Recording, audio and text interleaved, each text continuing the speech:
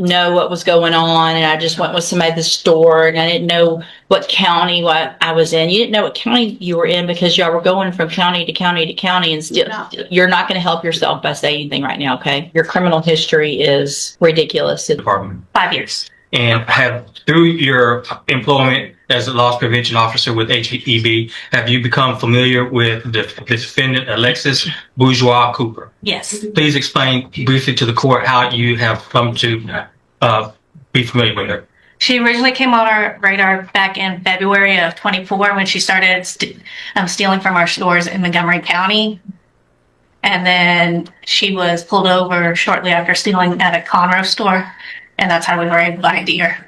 And you understand that she's already pled guilty today to a state jail felony level theft for $3,547 worth of cosmetics and makeup from a HEB store in Port Arthur. You understand that, correct? That's correct. And she committed that offense along with co-defendants Katira Green and Monique Wynn. Please briefly tell the court your familiarization with Katira Green and Monique Wynn. Both of those parties are part of an organized retail crime and a spree group that we've been following about at the same time.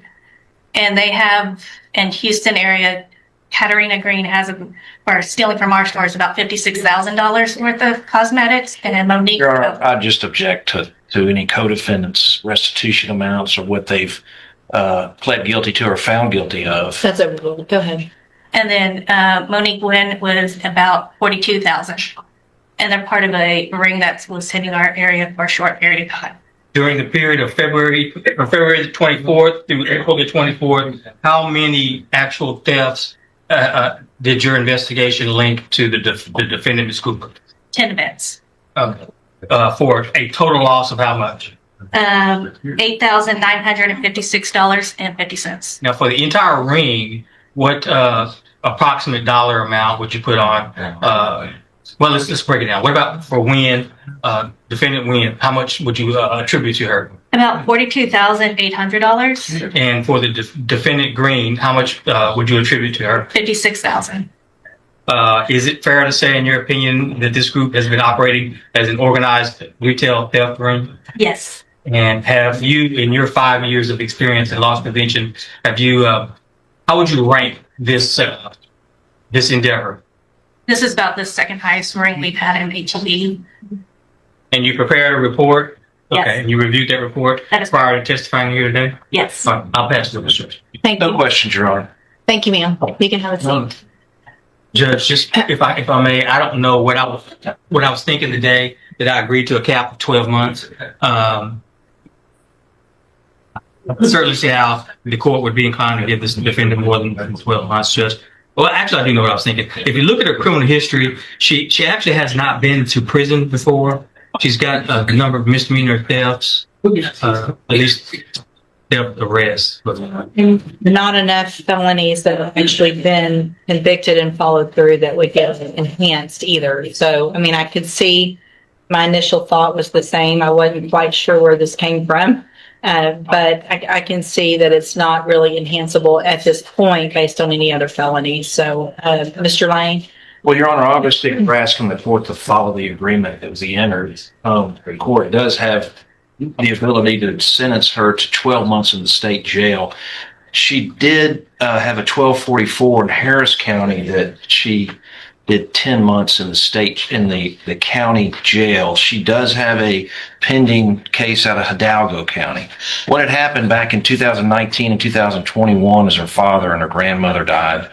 And then she did get involved with these thefts. That was a major setback for her. She does have custody of 3 children. She is a phlebotomist and has some other skills that she can earn money with. So we're asking that you follow it. She has a family law hearing. This is the 24th of this month. We would ask you to sentence her to 10 months in the state jail. Mr. Coleman? We'd ask for the entire 12 months, Judge. Excuse me. I think she's benefiting from Mr. Lane. Is that who is it? What is she? She's benefiting from Mr. Lane's negotiation with me in working me down to a cap of 12. I'd ask for the entire 12, Judge.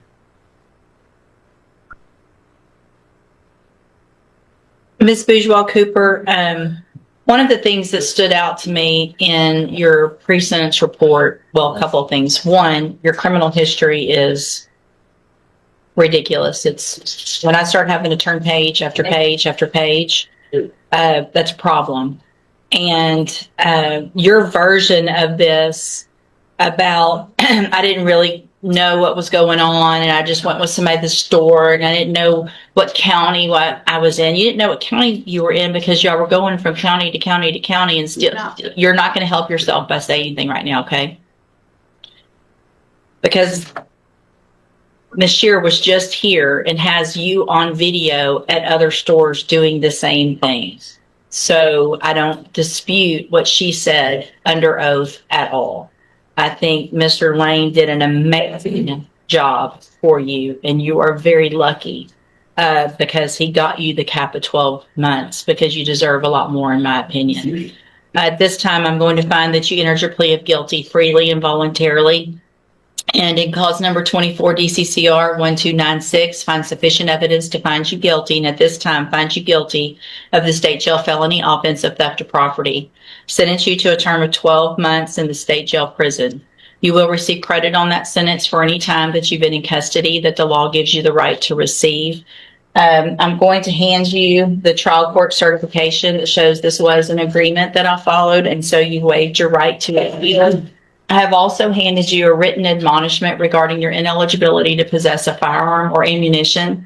Because of the judgment entered against you, you're ineligible under Texas law to possess a firearm or ammunition.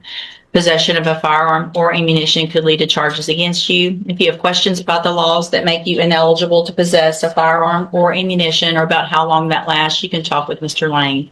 And all I can tell you, Ms. Bourgeois Cooper, is that I hope you learn your lesson while you're in state jail and stop all of the stealing, because each time you do it, this is only going to get worse. It's going to get enhanced. You're going to get more time. At this point, you now have, I think, 2 felony convictions, and that's going to start adding up, and you're going to end up with a lot more time and going to TDC instead of state jail. Do you understand? All right, and go back to the bailiff. See, Mr. Parker, you've got Luciano Sevilla. It's a sentencing. Sevilla.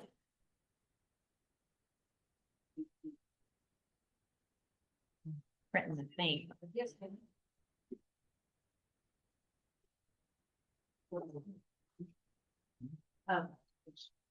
It's Ashley's.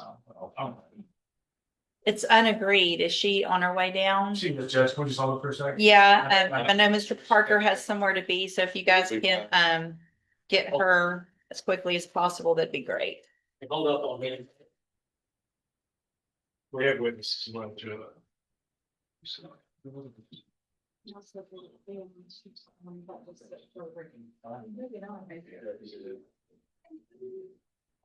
Gregory Barnum, Mr. Parker. Barnum. He supposedly truly is related. Oh, really? Yeah, that's what Judge Templeton told me. Need, their signature, please. Oh, Judge, there was a note on Sevilla case about pushing it to 10:30. She had talked to you about it. maybe if we have to. We might need to reset that Yeah. one. We'll do that. Mr. Yeah. Okay.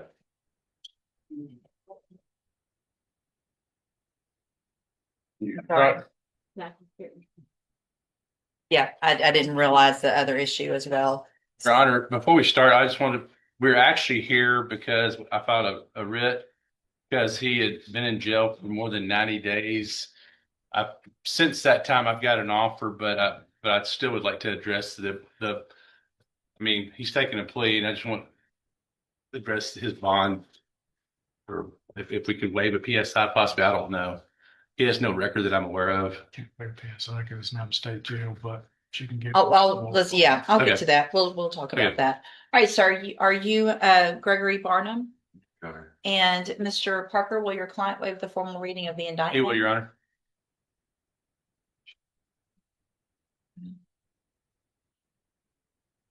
Getting.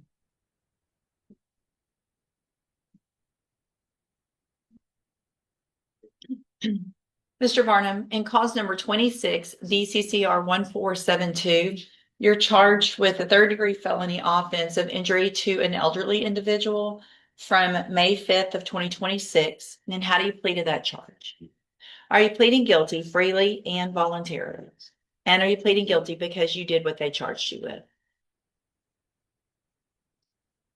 I have here on the tablet some documents that have your signature on them that the state has marked as exhibit number 1.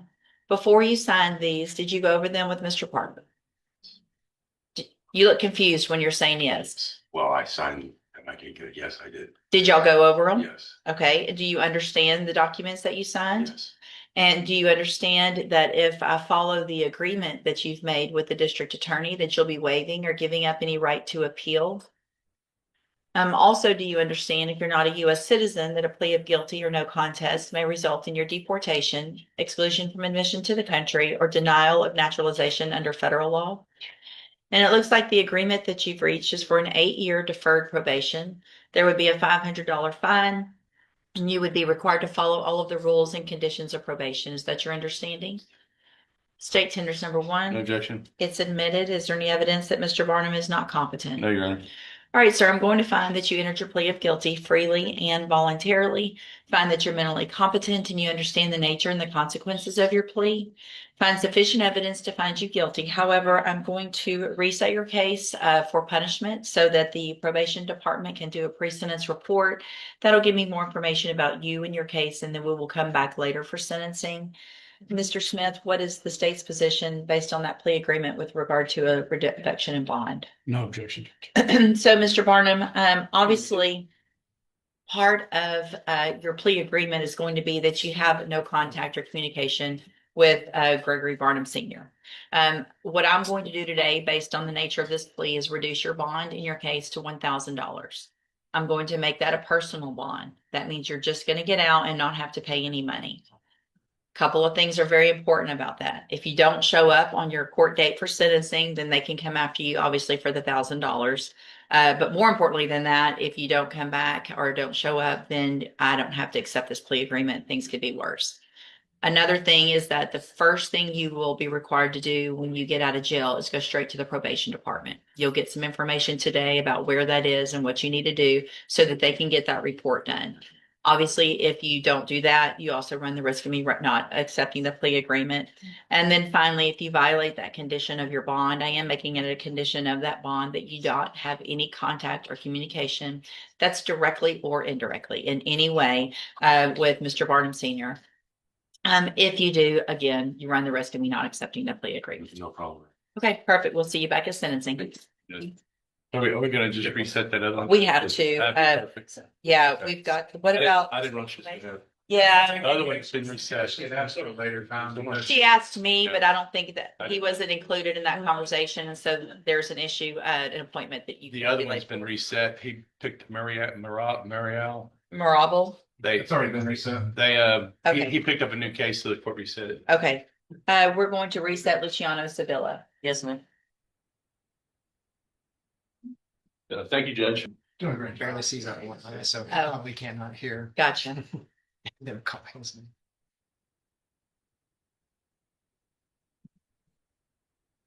Should take that thing off that page. Uh-huh.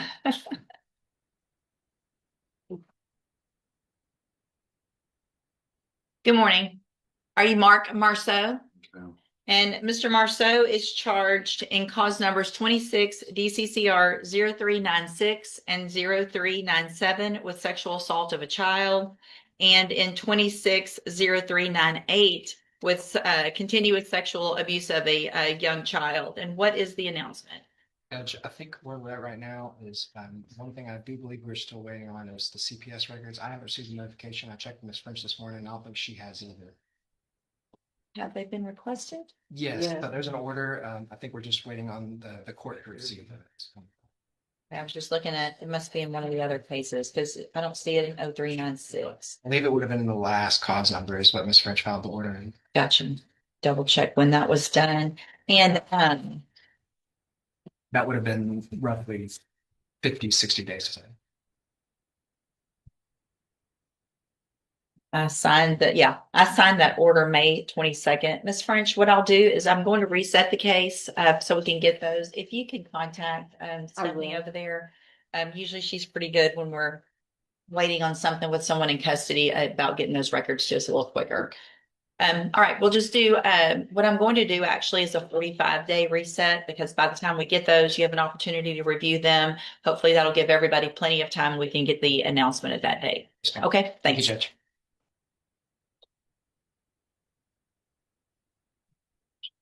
I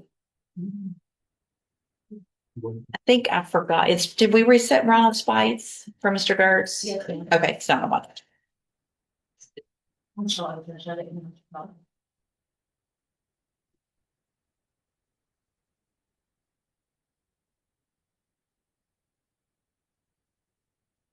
Mr. Macon, you have Cyprian Avedantute.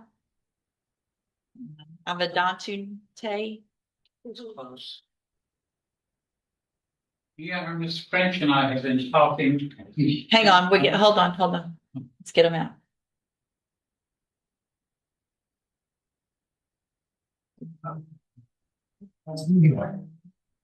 Okay.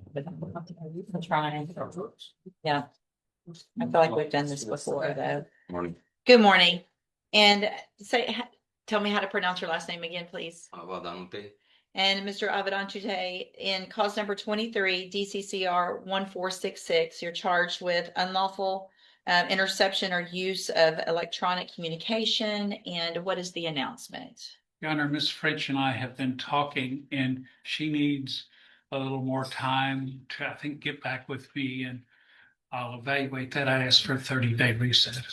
All right. So and I understand that you might have just gotten this recently, but you were hired back in February. Yes. So it's time definitely to get something moving on the case. This will be the final reset.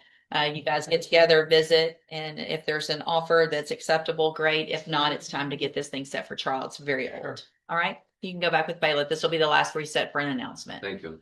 Thank you, Judge. If you'll make that notation, please. Thank you, ma'am.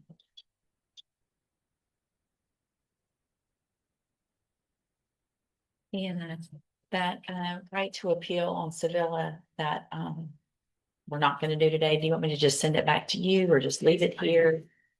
Send it back to me. No, it said it's in use. Thank you. I'll pick it up. Okay. Perfect.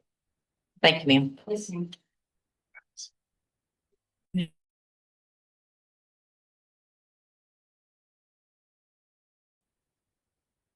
Morning. Good morning, Judge, I'm gonna have to put Mr. Burbank on the stand later this week. It's a good day for me. Oh, any day. Any day. Statute of limitation. Well, there is that. There you go. Good morning, sir. Are you Scott Harmon? I'm sorry, Samuel Harmon. And Mr. Harmon has two cases, cause numbers 25 DCCR 1019 and 26 DCCR 0385, set for trial to begin with jury selection next Monday. And what is the announcement? Yeah, I am tentative on announce not ready. I was just hired. I know that it's been, he had a previous attorney. When I got hired, I realized that there were mental health records from the jail, and also when he was in the free world, and some videos I haven't. So, I mean, I guess if you get in a jam, but No, well, let me ask you this. If I reset it off the trial docket do you anticipate it still going to trial? You still need that information, or do you want me to put it maybe on a status and then we see, since you just got hired? I'm sorry, Judge. I would ask for a status because depending on what the records and mental health evaluations are, then I know that Mr. Nichols is in trial this week. And last week I was out of pocket. So yeah, I would Okay. ask for a status. So what I'm going to do is reset the two cases off the trial docket onto a status in about 30 days, give you some time to kind of get caught up, get that information to Mr. Nichols, and we'll see where we go from there. Mr. Nichols? That should be fine. Good. Okay, perfect. All right, go back with the bailiff, sir. Yes, sir. You also got Relacia Mouton. And we signed up. Oh, I see. going through. Okay. Are you ready for it? Yes. Okay, I just need her just signatures. Yeah, go ahead. And how many are coming through? I have 3 and 2 of them are being dismissed. Okay. All paperwork's been sent to Thursday. Right here.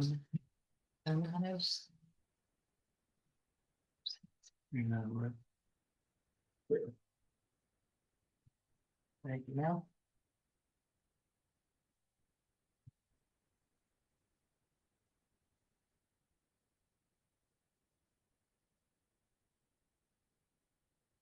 Good morning, ma'am. Are you Relacia Mouton? That's right.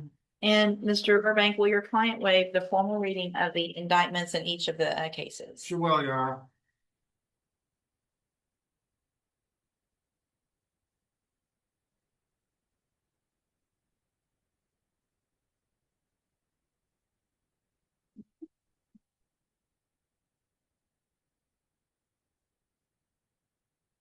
Before we go forward, I'm also going to take judicial notice in all of the court's files on Ms. Mouton.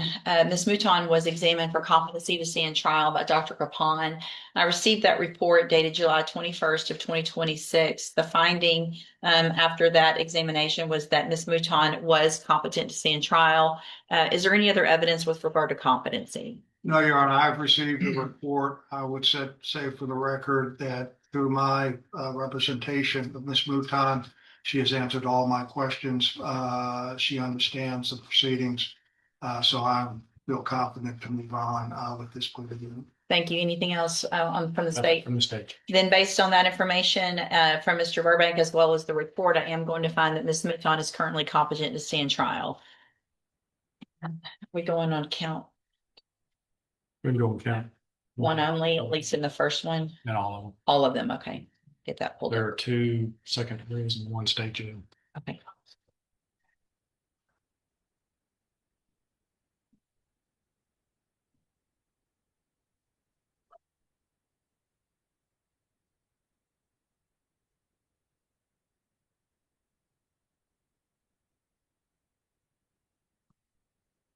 Ms. Mouton, in cause number 25, DCCR 0907, the state has elected to proceed on count 1 only.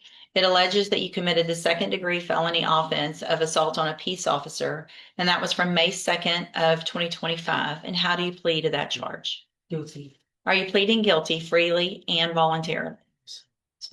And are you pleading guilty because you actually did what they've charged you with? Yes, ma'am.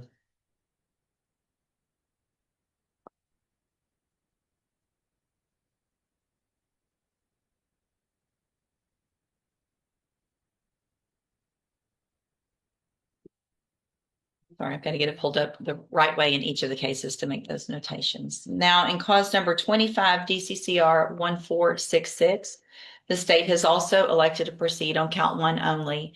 It alleges again that you committed the second-degree felony offense of assault on a peace officer from August 17th of 2024. And how do you plead to that charge? Guilty. Again, are you pleading guilty freely and voluntarily? Yes, ma'am. And because you did what they charged you with? Yes, ma'am.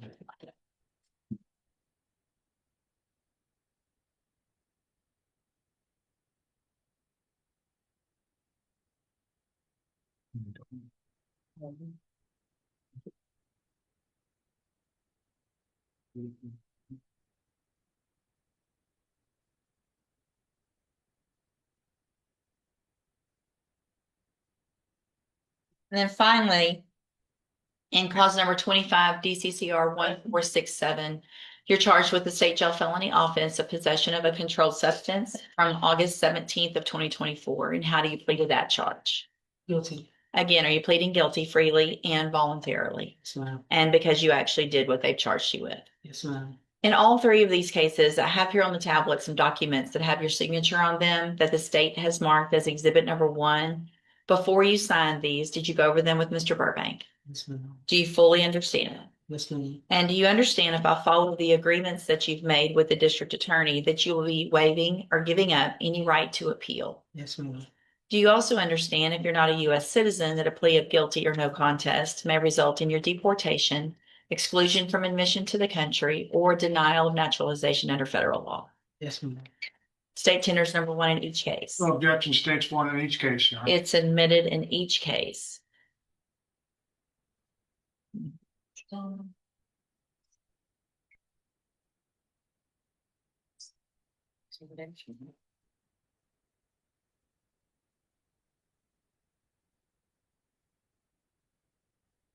right, ma'am, in each of your cases, I'm going to find that you entered your pleas of guilty freely and voluntarily. Again, make that finding that you're mentally competent and you understand the nature and the consequences of your pleas. And cause number 25 DCCR 0907 find sufficient evidence to find you guilty. And at this time, finds you guilty of the second-degree felony offense of assault on a peace officer. Sentence you in accordance with that agreement to a term of 5 years in the institutional division of the Texas Department of Corrections. You will receive credit on that sentence for any time that you've been in custody that the law gives you the right to receive. And cause number 251466 also finds sufficient evidence to find you guilty, and at this time finds you guilty of assault on a peace officer. Sentence you in accordance with that agreement to a term of 5 years in the institutional division of the Texas Department of Corrections. You'll also receive credit on that sentence for any time that you've been in custody that the law gives you the right to receive. And then finally, in 251467, find sufficient evidence to find you guilty, and at this time finds you guilty of possession of a controlled substance, a state jail felony. Sentence you in accordance with your agreement to a term of 20 months in the state jail prison. You will also receive credit on that sentence for any time that you've been in custody that the law gives you the right to receive. These 3 cases will run concurrently, which means together at the same time. I'm also going to sign dismissals as part of this agreement, and cause numbers 25 DCCR 1468 and 26 DCCR 0120. I've handed you the trial court certifications in each of your cases that shows that these were agreements and I did follow them, so you have waived your right to appeal. I also handed you a written admonishment regarding your ineligibility to possess a firearm or ammunition. Because of the judgments entered against you, you're ineligible under Texas law to possess a firearm or ammunition. Possession of a firearm or ammunition could lead to charges against you. If you have any questions about the laws that make you ineligible to possess a firearm or ammunition, or about how long that lasts, you can talk with Mr. Burbank. All right, good luck to you, ma'am. Thank you. I be excused. Judge. Yes, sir. Thank you, Mr. Burbank.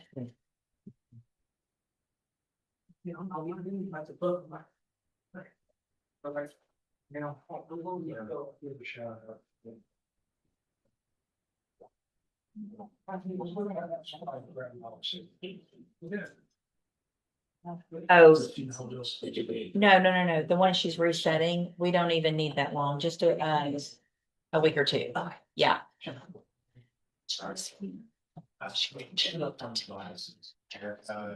I did, but we didn't talk to Mr. Parker about that. And he actually has an appointment that he cannot miss in a little bit. So that's okay. Tell her not to worry. We reset it. Oh, okay. We had to. Mr. Parker had to leave. Okay, I'll let her know. Yeah, I didn't realize that. We should have included him in those discussions and did not. And I know she has some witnesses, so probably the sooner the better for her to let them know what happened. Thank you very much. Let you know. Please don't. Have you already told her?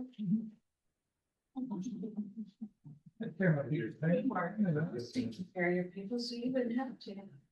Mr. Rojas, you've got Sarah Jordan. Can we hold that one? Sure. Okay. And then you've got Jaylen Hendricks. It's a bond hearing.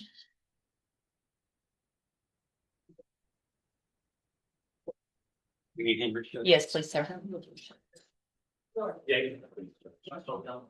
No. Good morning. How are you? Good, how are you? Good.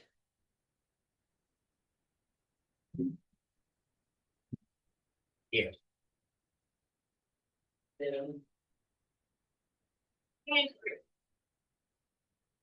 Charlotte, I've got some of the right now. You talking about. Oh.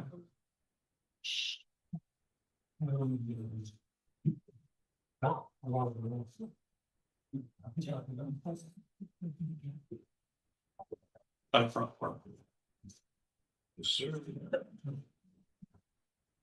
I'm printing an administrative hearing just so I can read it better on this one. Good morning. Are you Jaylen Hendricks? Good morning as well. And this is cause numbers 23 DCCR 2323.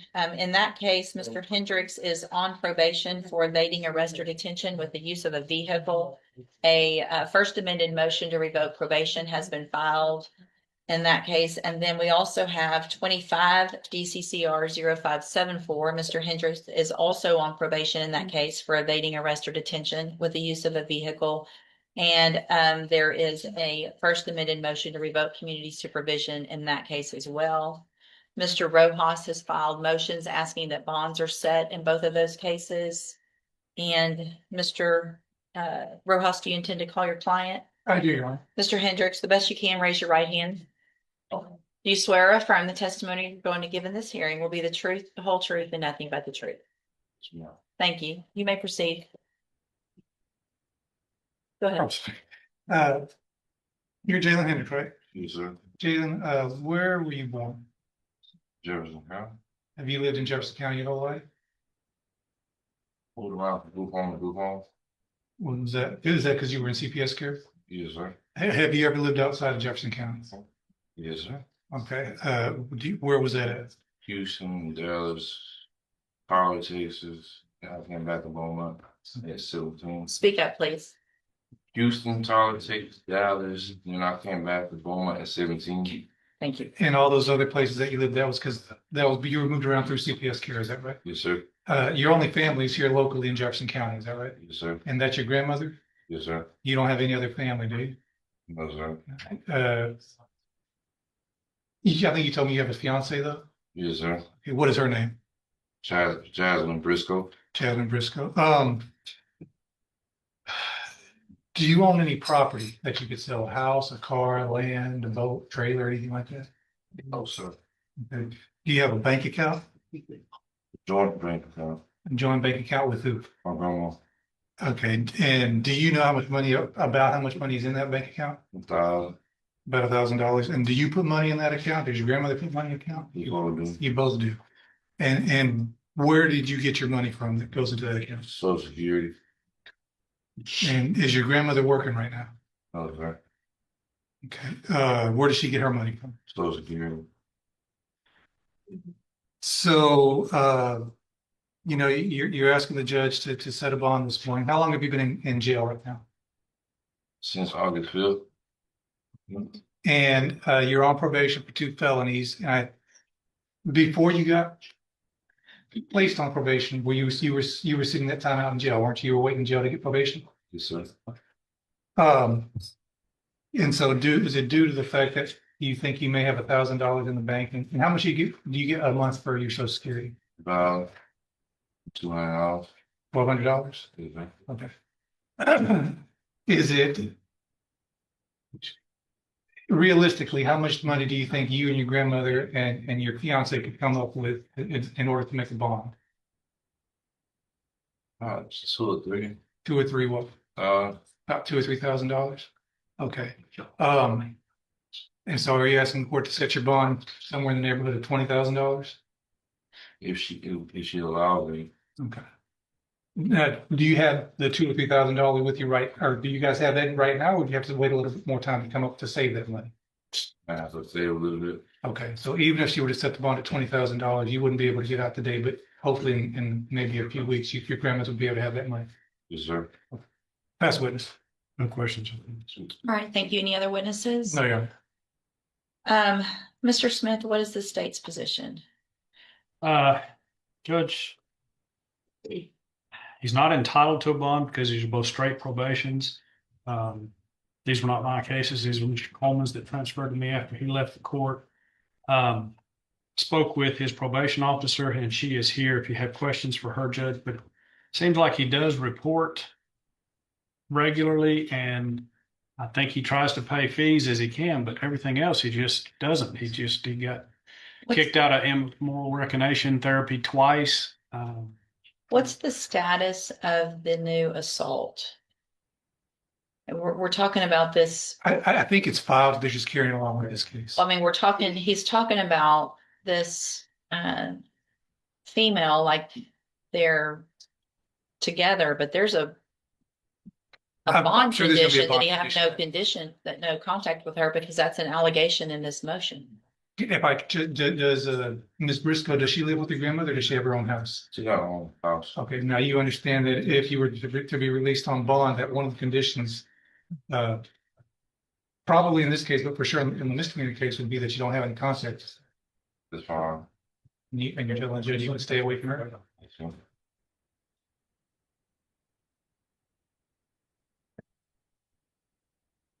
Can you double check? Let me hold this for a second, what the status of that is down the hall. So, have a better idea. Just have a seat over there for a second, or wherever the bailiff wants you. I'm going to recall your cases in just a minute. Yes, ma'am.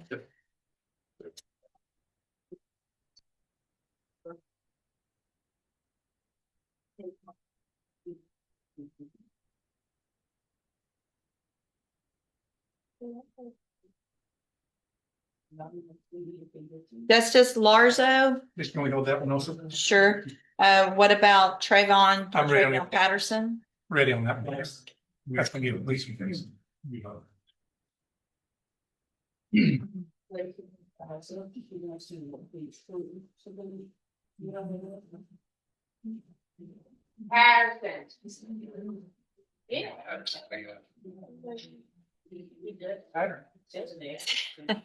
Where's the one?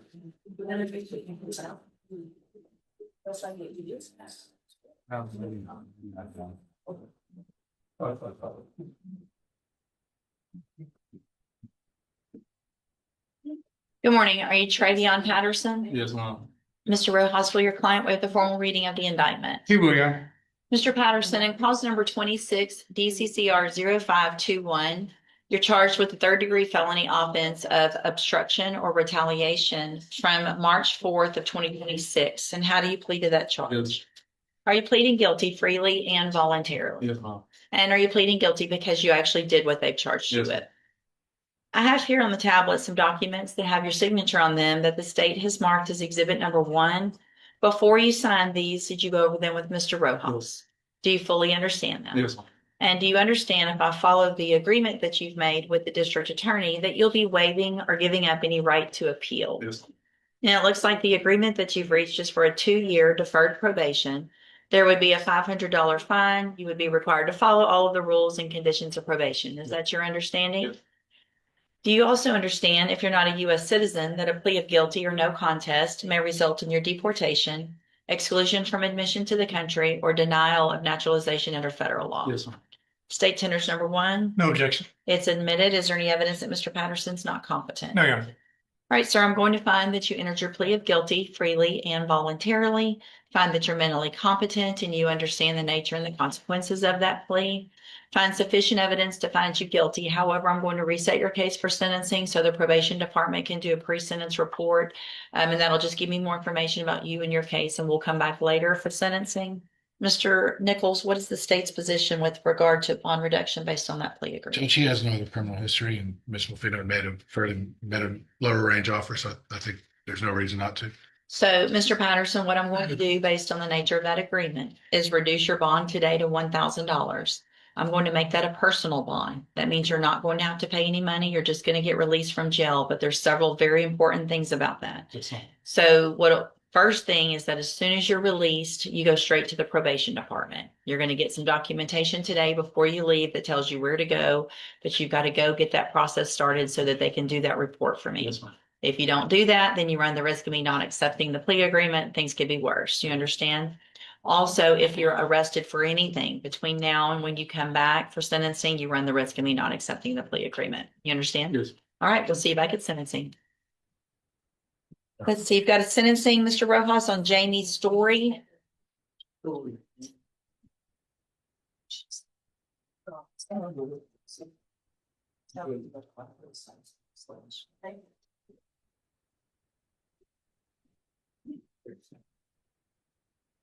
Good morning. Sorry about that. We should have talked to Mr. Parker about moving that time. He had something he had to get. Thank you. Didn't even think about running that by him.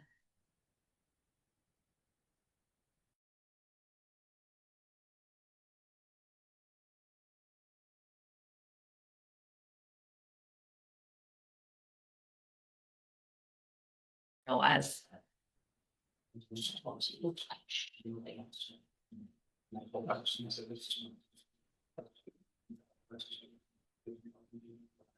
Are you Jamie Story? Yes, ma'am. And Ms. Story is currently on probation and cause number 23 DCCR 1546 for, well, it's a state jail felony offense of theft of property, but it was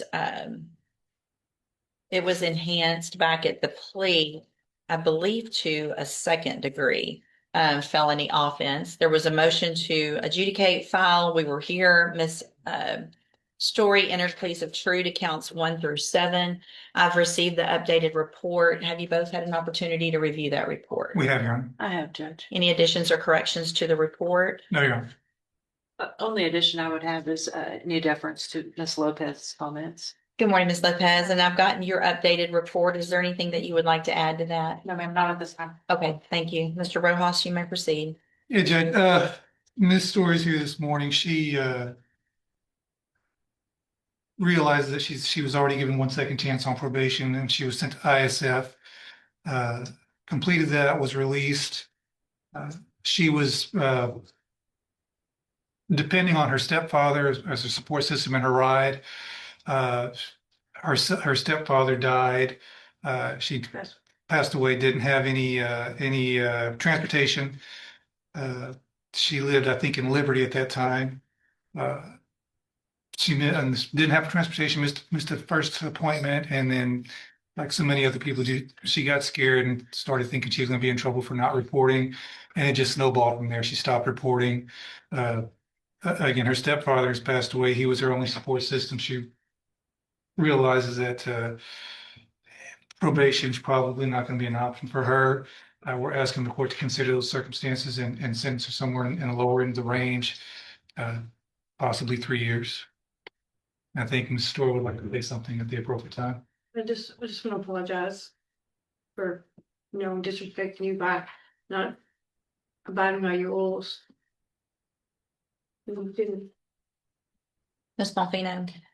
Judge, I certainly appreciate that statement to the court, and especially no disrespect to you, Your Honor, but to Ms. Lopez, who has basically been chasing her around for years. I don't think it's fair for me to stand up here and argue for a lot of pen time. Honestly, the offer in the very beginning was a year state jail, which she turned down in order to try to get an opportunity at probation, which you gave her, and then obviously she has done absolutely nothing. So I will defer to whatever punishment you think is appropriate. Ms. Story, you getting this probation in the first place. I'm looking back at the original pre-sentence report. This case was your 6th felony, and you got an opportunity at probation. Then you got opportunities while you were on probation. So it really is kind of a slap in the face to myself, Ms. Lopez, and everyone who tried to help you. I understand, needing a support system, but also you're how old at this time? Almost 50 or 40 state? 45, sorry. I was looking back at the old pre-sentence report. Anyway, it's just at some point you've got to rely on yourself to do better for yourself. I'm going to find that you entered your pleas of true to counts 1 through 7 freely and voluntarily. Find those counts true. Find sufficient evidence at this time to revoke your probation, and at this time revoke your probation. Reassess your punishment to a term of 3 years in the institutional division of the Texas Department of Corrections. You will receive credit on that sentence for any time that you've been in custody that the law gives you the right to receive. I'm handing you the trial court certification that shows that this was an agreement that I followed, and so you've waived your right to appeal. I also handed you a written admonishment regarding your ineligibility to possess a firearm or ammunition. I think we already went over that before when you were initially sentenced about you not being eligible to possess a firearm or ammunition. If you have any other questions about that, you've got that document to read. Also, you can ask Mr. Rojas. All right, good luck to you, ma'am. You can go back with the bailiff. Thank you.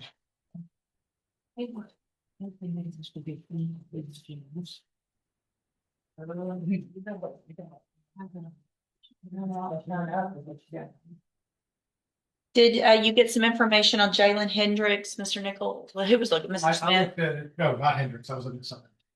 I did look at Mr. Hendricks. Okay, Mr. Hendricks, come back up, please. Hold on. Thanks. All right, we're back on with Jaylen Hendricks, and what did you find out about that? I'm sorry. The case is pending. It's in Judge Wood's court, and his next setting is a jail docket in there, September 24th. All right, so any other evidence or argument with regard to setting bonds in these cases? No, Judge, just to point out that I think these are his only felonies that he's ever had. He's got limited misdemeanor history, but I think these are his only felonies. So, Mr. Smith, anything else? No, Judge. So, Mr. Hendricks, the problem I have is, well, a couple things, but first of all, it looks like you were placed on probation December of 2025 for 2 evading arrest. So you had one from back in 23, while you're on bond, you get another one, and you get this opportunity at probation. And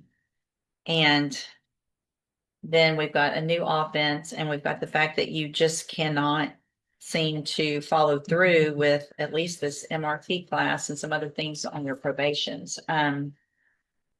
I guess a couple other things, Judge. Probation brought to my attention the fact that the address they have for him is actually the apartment where the victim does live. So he was living with her at the time. There's also an emergency magistrate protective order that's good for at least 90 days. It prevents him from roaming around her for 90 days on top of the bond conditions that you have set. So he did it, I believe, say that he was living with his grandmother, that he was living with her until he went to jail. Living with the victim, not the grandmother. Oh. Mhm. Back and forth. Grandma, stand with her. After you were arrested for the assault on her. So after you were arrested for the assault on her, were you still going back and forth after that? No. Okay. I'm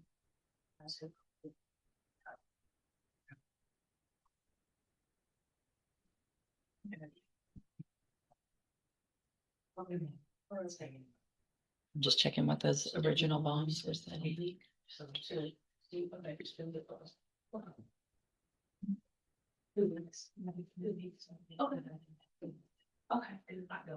What's the address? Her address. On 105 Trinity Groves. Is that the address you have? 7110 Highway 105. 7110. That's an apartment complex. That's Yeah. where the complaining witness in the 7110. Highway 105, apartment 725. Right.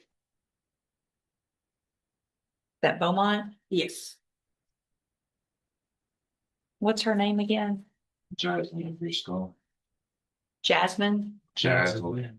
Jaslyn. How do we spell that? Jazzy. Briscoe. Yes, ma'am.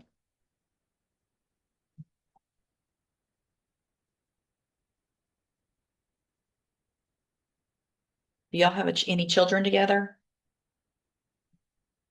What? One Who takes care of that child? Is it with her or somebody else? with her. Both with security. What's your grandmother's address? On 190 Toledo Street. And that brings this courtroom moment to a close. Jaylen Hendricks came in hoping the judge would give him a chance to get back out on bond, but his probation history, the new allegations, positive drug test, and concerns involving the alleged victim ultimately worked against him. The judge made it clear that another opportunity comes with responsibility, and this time, the court wasn't willing to take that risk. But what do you think? Was denying bond the right call, or should Hendricks have been given one more chance under strict conditions? Let us know in the comments, and if you want more real courtroom breakdowns, make sure to like, subscribe, and turn on notifications.